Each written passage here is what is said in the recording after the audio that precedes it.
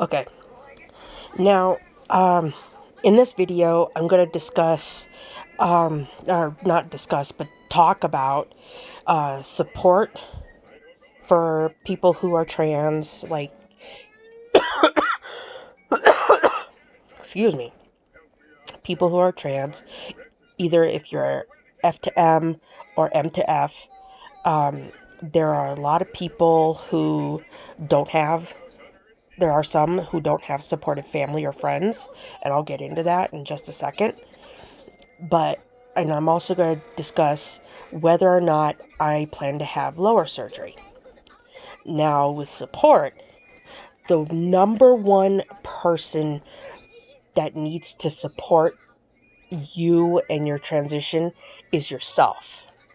No matter what, you have to be the number one person to support yourself, saying, yes, this is what I want to do, this is what I need to do, and you have to support yourself. You have to become your own support first.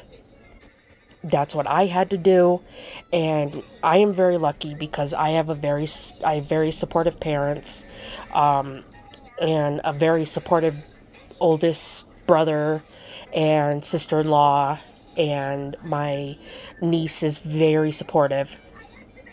My older sister is kind of supportive, but my niece and nephew are very supportive, her kids. And my other older brother, I'm not going to say names, almost did, but I'm not going to say names, but he's, well, he's just my brother. He's not really all that supportive, I don't think. He's, I don't know. I really don't know. Anyways, uh, my parents are very supportive, and I'm very lucky that they are, and they paid for my top surgery. They totally supported it. With my transition, when I started growing breasts, basically boobs, I knew this was wrong. That I felt like my body was betraying me. That this was so cruel. That this was happening. And then when I was 12 and a half, I got my first period, and I knew that was wrong. That my body, how dare my body betray me like this? And I knew I was talking from an early age of 13, like 12 and a half, 13, to my mom about having my breasts removed. I wanted them gone. And when I was younger, I thought, you know, okay, my my my penis hasn't grown yet. I thought it would start growing. And at the time, I was a kid. I didn't know how, stuff came about, like it all happens in the womb, and, that I didn't know. So I decided when I was 12 and a half, 13, that I'm not, that I wanted my, my breasts gone, and I wanted my period to stop all the time. And my mom kept saying, no one's going to take your breasts off, because she didn't know either at the time, and neither did I. And I hated shopping for swimsuits, like girl swimsuits, women's swimsuits. I hated that because it only drove home the fact that I was a girl, and I hated being a girl. I didn't know that I could transition at the time, and I really wish I came out as trans then, but at the time I didn't know. Um, I came out as trans um, May 4th, 2008, when that was the date I was diagnosed with gender dysphoria. And I came out to my mom, my dad. Of course, my parents already kind of knew. Um, and I basically came out to my mom. It was right after I graduated from high school, and I was getting information about getting top surgery. And I was talking with a clinic or a surgeon in New York City. And my mom was like, "What are you doing?" And I told her, and I said, "Mom, I can't stand life with boobs and having a period. I just can't. These two, I need my boobs to go away, and I need my period to be non existent." And I said, "Mom, I feel like a boy. I am a boy. I'm not a girl. I just can't live like this anymore." And I didn't say anything about being suicidal because I wasn't suicidal um, at the time. Uh, and I just really um, was really, you know, frustrated, and I really wanted to be a man. I really want to be a man. Um, and so my mom was like, "Okay, if you really feel," because I felt this very strongly and she could tell. And my mom basically said, "Okay, let's get you some help." And I was like, "Well, do you support me doing this?" And she said, "Whatever makes you happy, I'm all for it."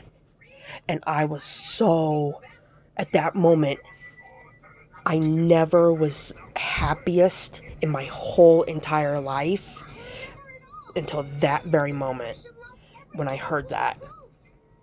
And I knew then I was going to be okay. And the hard part was coming out to my dad.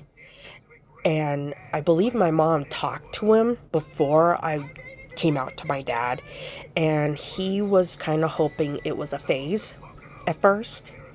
And he basically, um, my mom told him that if you don't support this, you're going to lose him.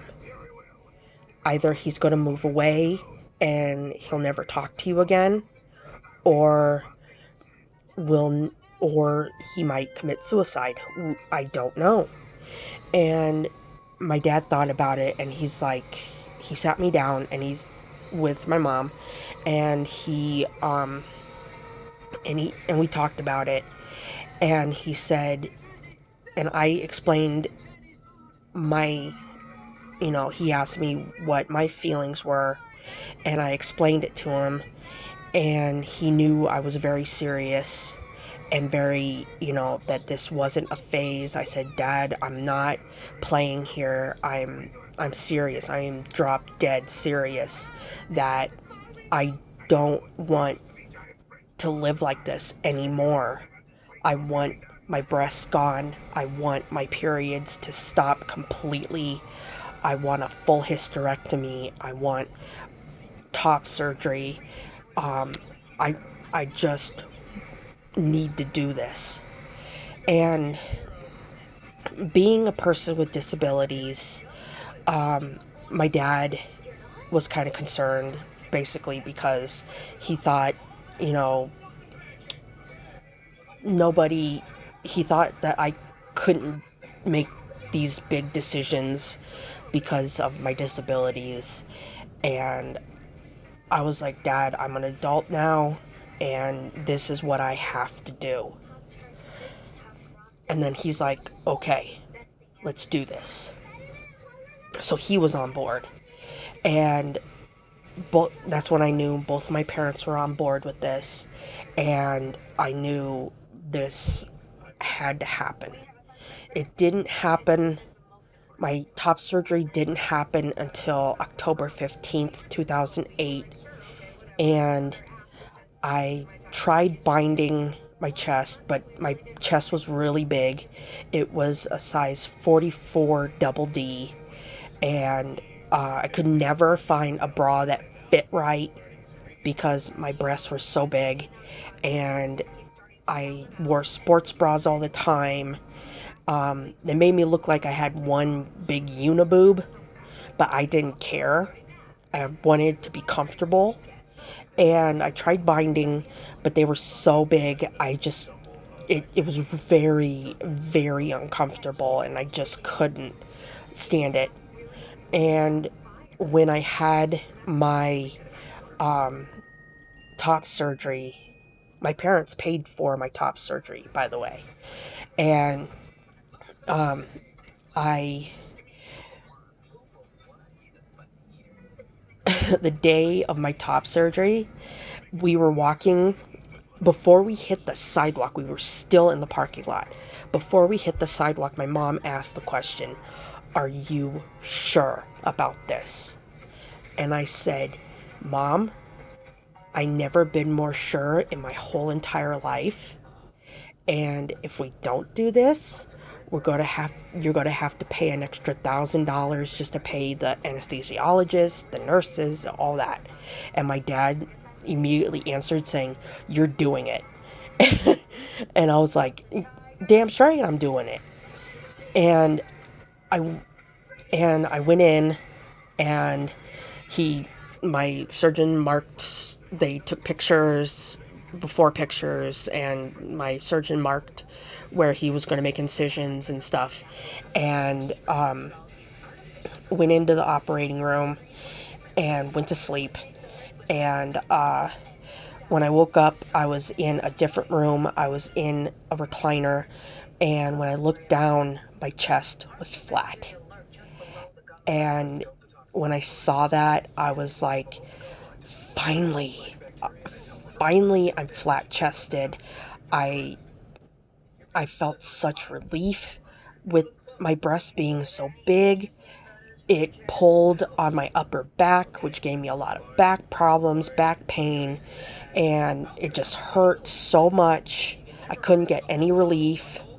Um, and then um, I was finally relieved that these were gone.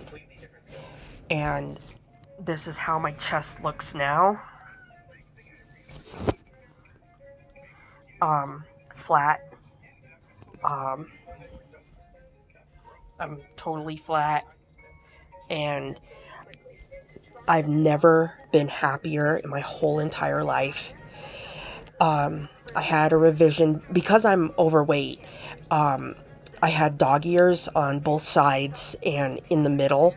I had a pretty big dog ear right in the middle, and or maybe it wasn't a dog ear. It was basically a just a big lump of skin that needed to go.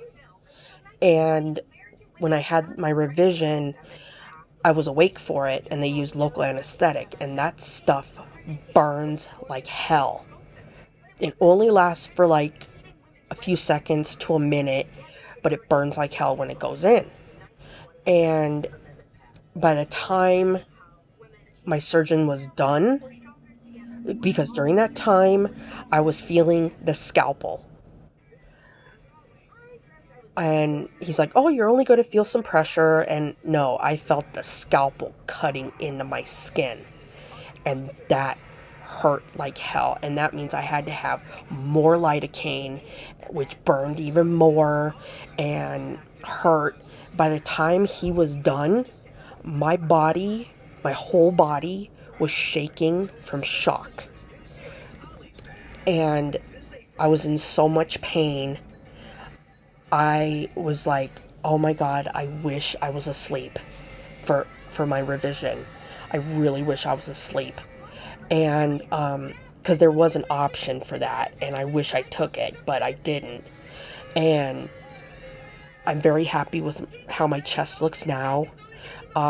In tank tops, where, like, right up here in this area, and over here in this area, um, I feel, my chest looks a little more defined in tank tops and shirts, but, um, but I have not done any working out for to define my chest. Um, I've tried, but um, with my pain issues that I have, I just can't do it right now. I have fibromyalgia, hypermobility syndrome, where my see how it kind of it hyperextends. My knees do that too. My fingers do.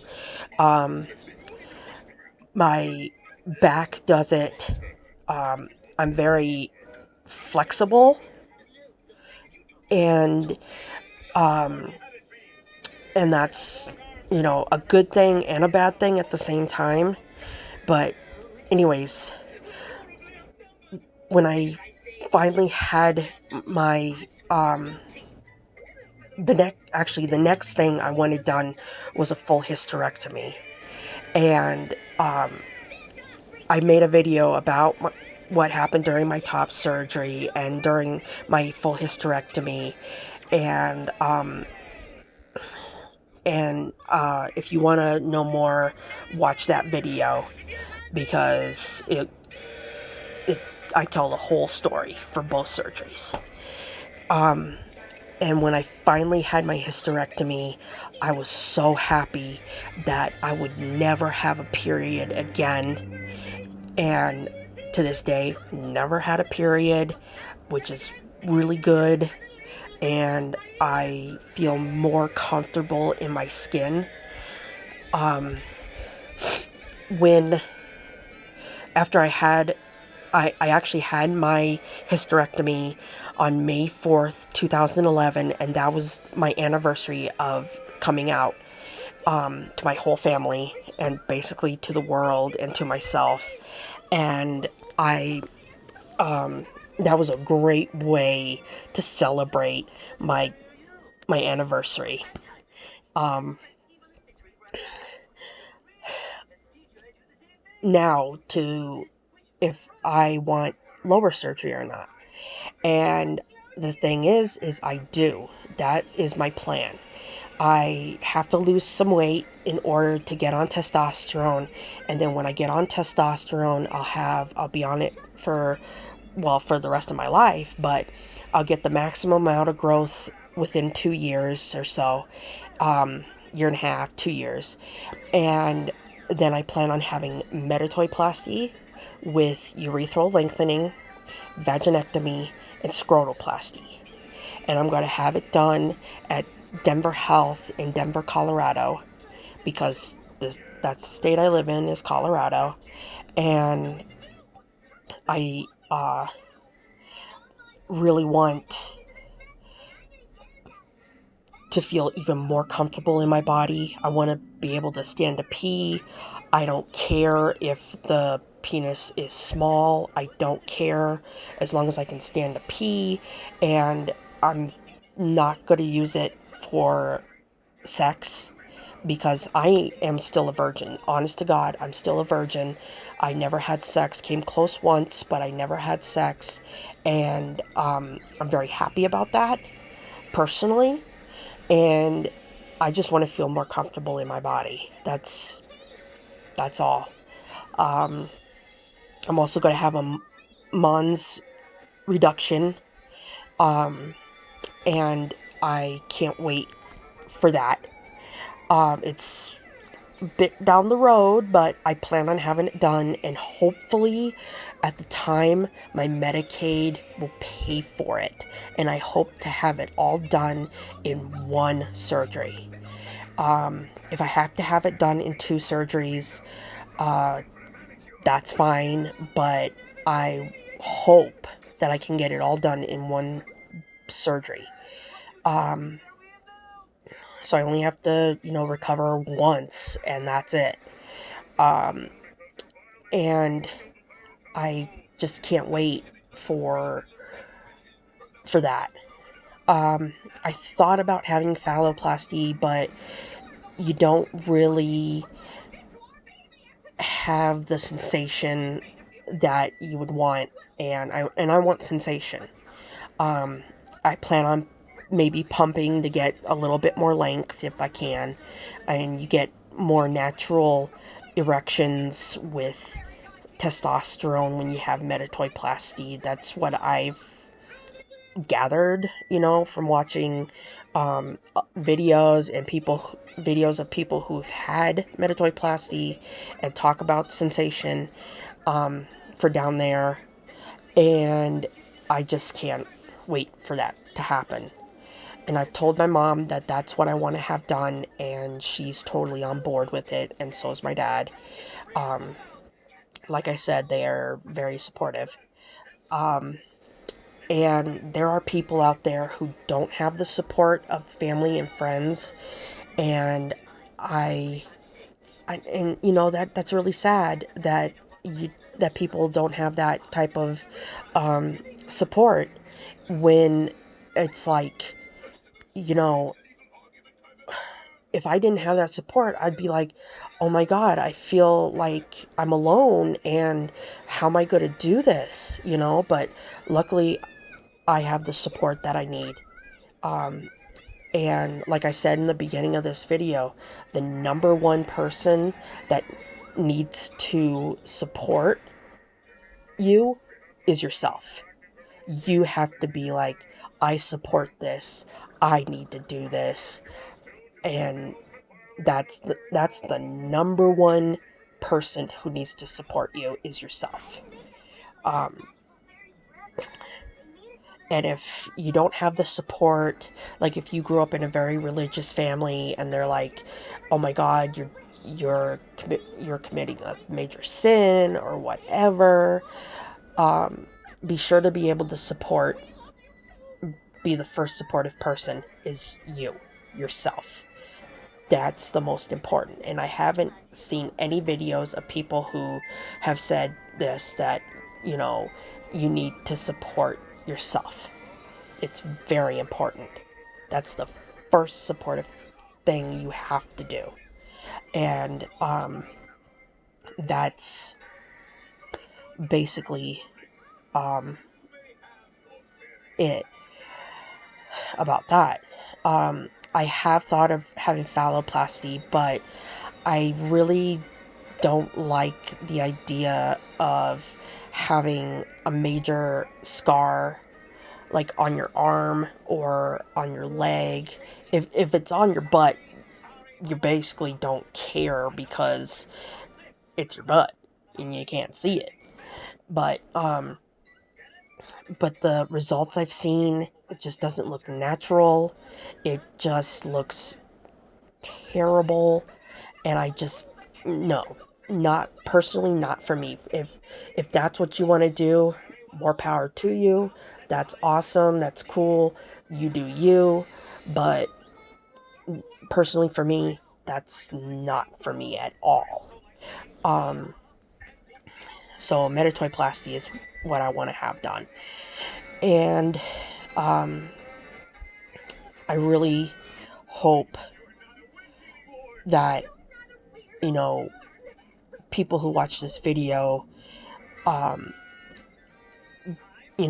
basically take something from it that hopefully you can keep in your mind, like in the back of your mind or whatever, that, this is basically what... How you doing, Buster?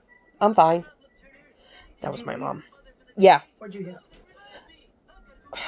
Hold on.